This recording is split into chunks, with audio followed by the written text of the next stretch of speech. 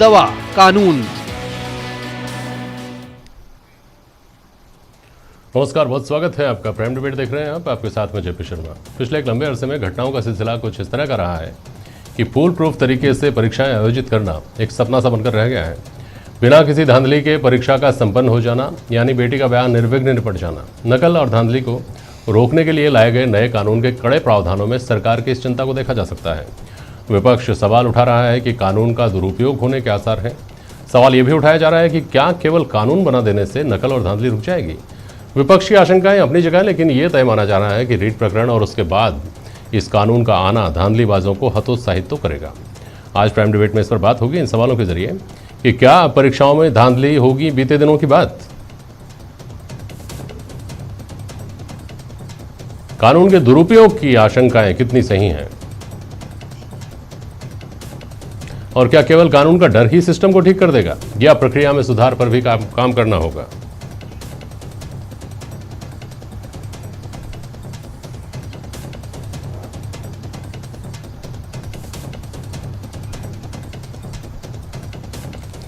कांग्रेस नेता आर तिवारी हमारे साथ जुड़ रहे हैं। रामलाल शर्मा जी हैं, भारतीय जनता पार्टी के विधायक हैं।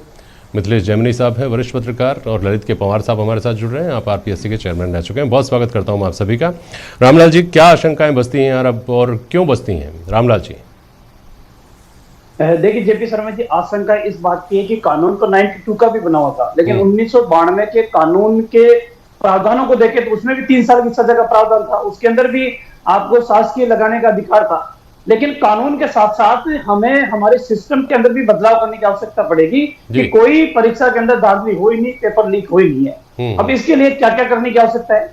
एक तो सबसे पहला काम जो करना है, अगर अभ्यर्थी ज्यादा है और अभ्यर्थी अगर ज्यादा है तो उनको डिवाइड करके आप जिला स्तर के ऊपर आप कर सकते हो तो जिला स्तर पे करें एग्जाम। जिला स्तर पे नहीं कर सकते, आप संभाग स्तर पे कर सकते हो, आप संभाग स्तर के ऊपर एग्जाम कंडक्ट कराने की आवश्यकता है। पेपर आपको अलग अलग बनाने की आवश्यकता है। पेपर के अंदर क्रम है वो क्रम संख्या भी आपको बदलने की आवश्यकता है। पेपर के अंदर ड्यूटी लगने की वाले जो कर्मचारी अधिकारी है वो सिर्फ सरकारी रहे, गैर सरकारी कोई भी नहीं रहे।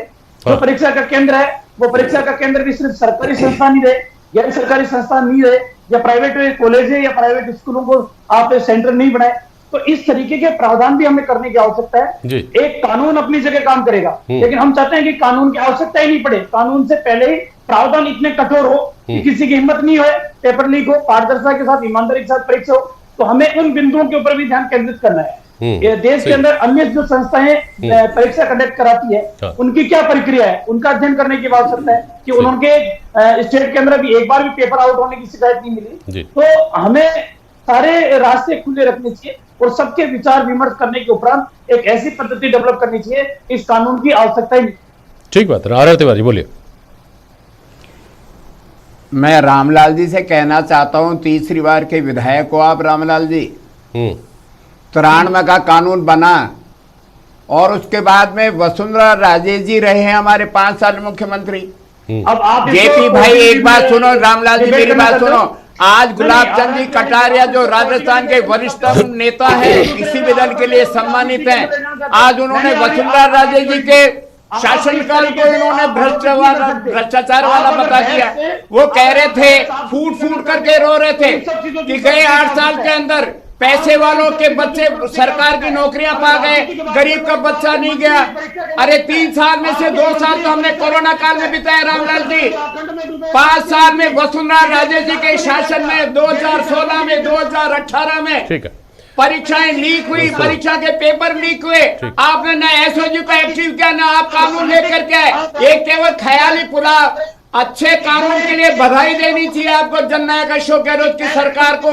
उन्होंने कहा था मैं इसी सत्र में बिल लेकर के आऊंगा, और जननायक ने जो कहा वो किया, और हम जो कड़े प्रावधान लेकर के आए।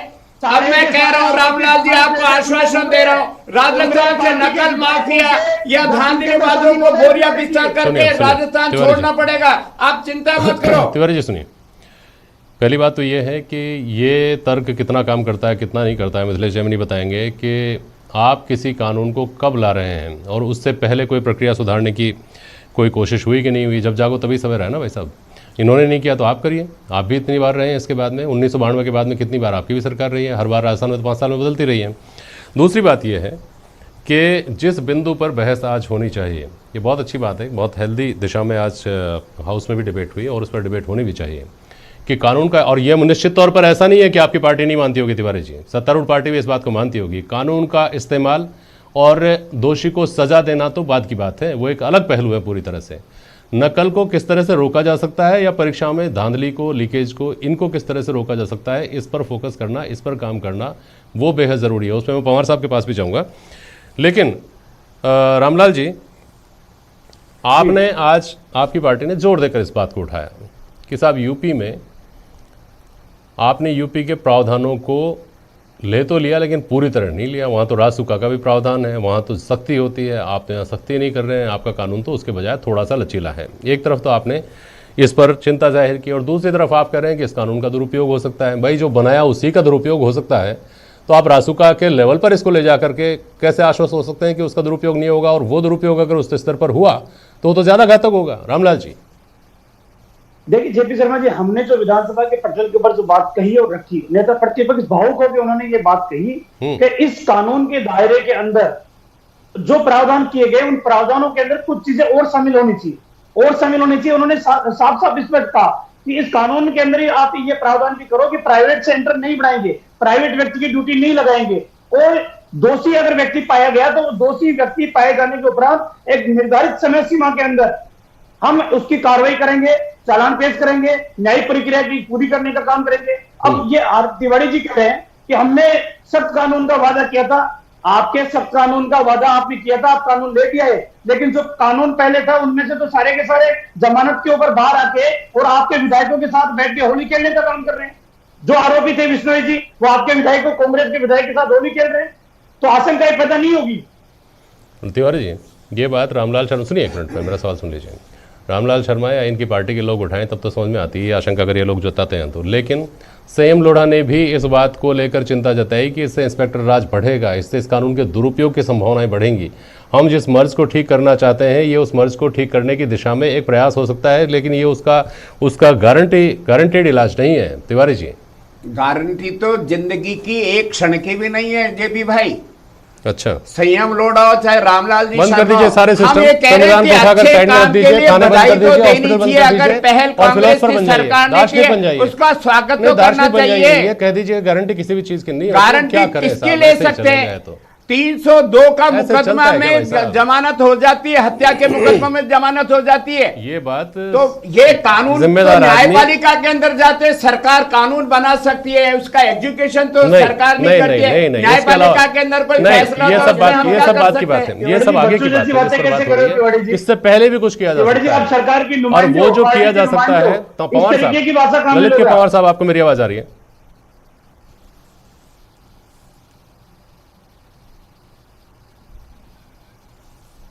पवार साहब से संपर्क टूट गया। मिथिलेश जैमिनी, ये जो बात है ना कि क्या किया जा सकता है, क्या कैसे नहीं किया जा सकता है, कहीं दूसरी जगह सीखने के लिए हमको अमेरिका जापान नहीं जाना है। इस हिंदुस्तान में ही परीक्षाएं वो भी होती हैं जिनमें आज तक इस तरह के आरोप नहीं लगे कि वहाँ धांधली होती है। वहाँ क्या करते हैं जो यहाँ नहीं होता है, या क्या नहीं करते जो यहाँ हो जाता है? मिथिलेश जैमिनी, देखिए जेपी जी, सबसे इम्पॉर्टेंट जो चीज़ है कि हम जो एग्ज़ाम का सिस्टम है उसे फुल प्रूफ बनाएं। अभी राजस्थान यूनिवर्सिटी का एग्जाम्पल ले लीजिए, जो प्रोफेसर पेपर आउट करने के मामले में जेल जाकर आ गया, उसे बीओएस का मेंबर बना दिया, बोर्ड ऑफ स्टडी का, यानी पेपर वो सिलेक्ट करेगा। हमारे जो सिस्टम मोरल इंटीग्रिटी हो गई, और जो आप जहां नया एक्ट लेके आने की बात कर रहे हो उसमें इंपॉर्टेंट चीज है कि मोरल इंटीग्रिटी बच्चों को नहीं सिखा रहे, स्पिरिचुअल कोशेंट बच्चों को नहीं सिखा रहे। किसी जमाने में दुनिया भर के बच्चे हिंदुस्तान आते थे तक्षशिला में हिंसांग तक पढ़ने के लिए, अब क्यों नहीं आ रहे? क्योंकि हमने हमारे एजुकेशन सिस्टम को ही करप्ट कर दिया। कानून जो शिक्षा माफिया और कोचिंग माफियाओं ने मिलकर इस सरकार को हाईजैक कर लिया। तमाम सरकार, चाहे बीजेपी की रही हो चाहे कांग्रेस, जो बजरी माफिया है उससे बड़ा माफिया हिंदुस्तान में, राजस्थान में पैदा हो गया है, शिक्षा माफिया, जिसका हमने नजारा देखा कि बिना बिल्डिंग के यूनिवर्सिटी का बिल कैसे दौड़ के एक्ट तक आ गया। ये सौभाग्य है, ये जो एक्ट लेके आए हैं, अच्छी बात मानता हूं, अच्छी पहल मानता हूं, और ये सौभाग्य राजस्थान का कि राजस्थान का जो विधानसभा अध्यक्ष है वो प्रोफेसर है, वो कुछ समझता है, और पहली बार राजस्थान में हायर एजुकेशन मिनिस्टर और होम मिनिस्टर दोनों एक है। ये भी एक गुड बात है, अच्छी बात है। लेकिन जो इंपॉर्टेंट चीज है कि इस एक्ट में जो क्रिमिनोलॉजी की थ्योरी है वो थ्योरी 4 एक्ट पर चलती है। कोई भी एक्ट लाने के लिए प्रिवेंटिव, रिफॉर्म, कंपनसेशन और डिमेरिट यानी भय पैदा करना। तो ये जो कानून है वो भय पैदा करने के लिए लाया गया है। लेकिन भय पैदा करने की हम हकीकत देखें कि रेप का 376 का होने के बाद राजस्थान 1 पे पोक्सो एक्ट है, दलित वाला, तो हम ऐसी कोई मोरल इंटीग्रिटी जो हमने ऑनलाइन एजुकेशन शुरू कर दी, बहुत अच्छी बात है, लेकिन हालात क्या है कि इंटरैक्शन, बच्चा गुरु और शिष्य में संबंध खत्म हो गया तो संस्कार विहीन पीढ़ी तैयार हो गई। इसी से ये खामियाजा उठा रहे हैं और यही कारण है कि हम डिजिटल यूनिवर्सिटी ला रहे हैं। तो डिजिटल यूनिवर्सिटियों में तो करप्शन ही सीखेंगे, साइबर क्राइम बच्चा बैठा बैठा यही सीखेगा। तो कहीं ना कहीं हमें पूरे एजुकेशन सिस्टम को रिफॉर्म करने की जरूरत है। पूरा हायर एजुकेशन सिस्टम आईसीयू में है। वाइस चांसलरों का अपॉइंटमेंट से लेकर आप कई वाइस चांसलरों का अपॉइंटमेंट कोर्ट में चैलेंजेज है। क्यों चैलेंजेज है? क्योंकि हमने कानून बनाए कि मॉरल इंटीग्रिटी होनी चाहिए, 10 साल के प्रोफेसर का अनुभव होने चाहिए, उसको फॉलो नहीं कर रहे। सही बात है। ऐसे आरपीएससी चेयरमैन की कोई क्वालिफिकेशन तय नहीं है, किसी को भी बना देते हैं और हालात हम देखते हैं। कितनी बड़ी ऐसे ही राजस्थान माध्यमिक शिक्षा बोर्ड के इसका नमूना तो विधानसभा नहीं देखा ना भाई साहब अभी, जहां आपको बिल लाते वक्त ये पता चलता है कि जहां बिल्डिंग दिखा दी गई है वहां पर तो मैदान है अभी तक, और फिर उसको वापस लेना पड़ता है। इससे बड़ा ज्यादा बड़ा नमूना, इससे बड़ा आई ओपनर क्या होगा? पवार साहब, आपको मेरी आवाज आ रही होगी?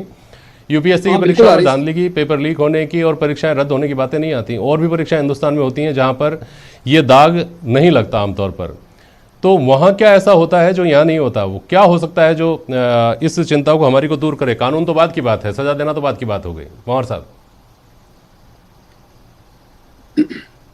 जैसा कि माननीय सदस्य साहिबान आदरणीय शर्मा साहब, तिवारी साहब ने और एक्सपर्ट महोदय ने कहा है, जो हमारी कंट्री के बेस्ट सिस्टम्स हैं, तो पहले उनका अध्ययन हमने किया। और अध्ययन, यूपीएससी का सिस्टम बेस्ट माना जाता है, तो यूपीएससी का हमने अध्ययन किया और यूपीएससी का जो पैटर्न था और उसी पैटर्न को फॉलो करने के लिए हम लोगों ने रिफॉर्म्स किए। तो जो सिस्टम्स हैं वो हमारे यहाँ बिल्कुल सही चल रहे हैं। अब जरूरत इस बात की थी कि सिस्टम्स को लागू फुल प्रूफ तरीके से कैसे किया जाए। मैं आपको 3 उदाहरण देना चाहूंगा। पहला तो ये कि 92 का एक्ट है, जो नया एक्ट आया है, तो पहला स्टेटमेंट तो मैं ये देना चाहूंगा कि मैं इस एक्ट का स्वागत करता हूं as a ex chairman RPS. ये जो प्रावधान है बहुत स्ट्रिंजेंट प्रावधान है, और जब दर्द, वो कहते हैं ना, जब मर्ज हद से बढ़ जाता है तो दवाई थोड़ी कड़वी करनी पड़ती है। भगवान महादेव की तरह नीलकंठ होना पड़ता है, जहर पीना पड़ता है। तो बहुत सख्त लॉ की जरूरत थी, वो लॉ लाया गया। तो मैं as a ex chairman RPS उसका स्वागत करता हूँ, नंबर 1। नंबर 2, मैंने अपने कार्यकाल में अगस्त 2015 से लेकर जुलाई 2017 तक 110 एग्जाम कराए थे, जिसमें से 100 एग्जाम डिजिटल थे। यानी अगर हम डिजिटल मोड पे एग्जाम कराएंगे तो नकल की, पेपर लीक की और वो सब संभावनाएं शून्य हो जाती हैं। प्रिवेंटिव अरेस्ट कराई, कोऑर्डिनेशन रखा, यूपीएससी नॉर्म्स को फॉलो किया, तो एज ए रिजल्ट हमारा एक भी पेपर लीक नहीं हुआ, कोई नकल नहीं हुई, प्रिवेंटिव अरेस्ट हुए और 43,000 बच्चों का सिलेक्शन करके 100% ज्वाइनिंग करवाई गई। तो मेरा सेकंड पॉइंट रहेगा, kindly move from physical to digital. And third point, best practices को फॉलो करें। मैं खुद बिट्स पिलानी गया, बिट्स पिलानी के प्रोफेसर साहबान से डिस्कस किया, फिर यूपीएससी के चेयरमैन प्रोफेसर अग्रवाल थे, उनसे डिस्कस किया, और जो बेस्ट हमारे सिस्टम्स थे उनको स्टडी करके, और हमारे से पहले चेयरमैन जो आदरणीय कुमार साहब रहे, उन्होंने बहुत अच्छे सिस्टम, क्योंकि वो सीबीआई में रहे हुए थे, तो उनका जो अप्रोच था बहुत ही मेथोडिकल और कॉन्फिडेंशियल ओरिएंटेड था। उन्होंने जो रिफॉर्म्स लागू किए हमने उनको फॉलो किया, और हाईकोर्ट में हमने अंडरटेकिंग दी कि जो प्रोफेसर साहिबान पेपर सेट करने में कोताही बरतते हैं या जो स्लैक हैं, उनको हमने ब्लैकलिस्ट किया, उनको दिए गए मानदेय की रिकवरी की, और वो लिस्ट हमने हाईकोर्ट में पेश की। तो इस तरह के रिफॉर्म्स लेने पड़ेंगे। और ये बात जो माननीय विधायक साहबान ने कही है उनका मैं सहमति करता हूँ कि डिसेंट्रलाइज करें। हम एक ही एग्जाम में 10 लाख बच्चों को बिठाने की बजाय 2.5 लाख के 4 सेगमेंट कर दे तो मैनेजेबल हो जाएगा। अभी आप देखिए आरपीएससी का मेंस हुआ, 16,000 हमारे वो थे कैंडिडेट्स, तो हमने उनको 5 या 6 डिविजनल हेडक्वार्टर्स में किया, तो बिल्कुल स्मूथली एग्जाम हो गया। तो systemic reforms and move over from physical to digital, safeguard the security. So I welcome this act and this is a very timely act, and it will act as a deterrent for the anti-social and all those so-called education mafia. ठीक है पवन साहब। तिवारी जी, अब इसमें कोई ऐसी rocket science तो है नहीं, और ना ही कोई ऐसी चीज़ है जिसको लागू करने के लिए हमको विदेशों से कर्ज लेना पड़ जाए। ये सब तो हमारे यहाँ की चीज़ें हैं ना। और ये सब तो एक तरह से यूँ समझिए कि पवार साहब ने कहा कि एग्जीक्यूशन की बात है, हमको कोई चीज़ सीखनी नहीं है, जो जानते हैं उसको सही तरीके से एग्जीक्यूट करना है। फिर भी अगर हम ये नहीं कर पा रहे हैं तो ये दुर्भाग्य है, और इस दुर्भाग्य के लिए जिम्मेदार आप भी हैं और जिम्मेदार वो भी होंगे। जेपी साहब, राजेंद्र यादव हमारे गृह राज्य मंत्री भी और राजेंद्र यादव हमारे उच्च शिक्षा मंत्री भी, उन्होंने जवाब में एक बात कही कि कानून आखिरी कानून नहीं है, समय समय को कानून की बात ही नहीं हो रही तिवारी जी। अब बात हम कानून की नहीं कर रहे हैं भाई साहब। पाठ भी हमको पढ़ाना चाहिए, हमारे परिवार में जो अभिभावक नहीं, हैं, नैतिकता का भी सवाल नहीं है और कानून का भी सवाल नहीं है। सवाल ये है कि हमने जो सिस्टम एडॉप्ट कर रखा है उस सिस्टम को लेकर प्रशासन विजिलेंट रहे, उस सिस्टम को लेकर सरकार विजिलेंट रहे। और ये रामलाल जी आप भी कर सकते थे, आपको भी ऐसा नहीं है कि मौका नहीं मिला, मौके आप दोनों को ही मिलते हैं घूम घूम करके। और जब आप मौका जिसको मिला हुआ होता है वो दूसरे के ऊपर बात डालता रहता है। रामलाल जी देखिए जेपी शर्मा जी, हमारे नेता प्रतिपक्ष ने इस बात को स्वीकार किया है कि ये पहली बार नहीं है कि पेपर लीक हुआ हो या पेपर आउट हुआ या नकल ये पहली बार पकड़े गए हो। समय समय को हमारे शासन था, हमारे शासन के समय भी पकड़े गए, लेकिन समय रहते अगर उपाय नहीं किए गए और हम एक दूसरे के ऊपर दोषारोपण करते रहे तो हम उन लाखों परिवारों के साथ न्याय नहीं कर पाएंगे। आवश्यकता इस बात की है कि अब वर्तमान परिस्थितियों के अंदर हम कौन से उपाय करें जिससे ईमानदारी से हम परीक्षा करा सके, अब मैं मेहनत और परिश्रम करने वाले बच्चे को उसका हक दिला सके। आवश्यकता इस बात की है और इसी के आधार पर आज सदन के अंदर सभी चाहे पक्ष के हो चाहे प्रतिपक्ष हो, सभी विधायकों ने एक ही सहमति के ऊपर चिंता जाहिर की कि हमें आने वाले समय के अंदर इन परीक्षाओं में ईमानदारी के साथ कैसे करा पाए उसके ऊपर चर्चा करनी चाहिए। और उससे कम गंभीर ये पहलू नहीं था मिथिलेश जैमिनी साहब, जो बात आपने भी उठाई कोचिंग संचालक और दूसरे। लेकिन आप ये देखिए कि कोचिंग संस्थानों की बुराई करना, कोचिंग संस्थानों पर सवाल उठाना बहुत सहज है, बहुत आसान है। उसमें हमारी गलती अगर हम देखने जाएं, सरकार अपनी गलती देखे, सिस्टम अपनी गलतियां खामियां देखें। आप यूँ सोचकर देखिए कि अभिभावकों का भरोसा कैसे कोचिंग संस्थानों ने जीत लिया, जिनके पास रिसोर्सेज इंफ्रास्ट्रक्चर सरकार से कहीं कम है, जिनके पास पैसे का इंतजाम सरकार से कम है। उन कोचिंग संस्थानों ने ये विश्वास जीत लिया कि कोचिंग संस्थान बच्चों के सिलेक्शन की गारंटी है।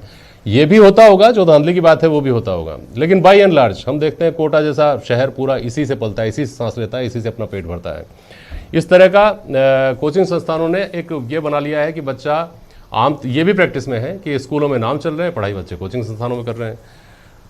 तो वहाँ तो राजनीति नहीं है, अभिभावकों को तो राजनीति से मतलब नहीं है ना कि ये सरकार है या वो सरकार है, उनको तो अपने बच्चे के भविष्य से मतलब है। और बहुत नाप तोल कर, बहुत देख परख कर आज का अभिभावक सबसे पहले पायदान पर अपने बच्चे की शिक्षा को ही रखता है।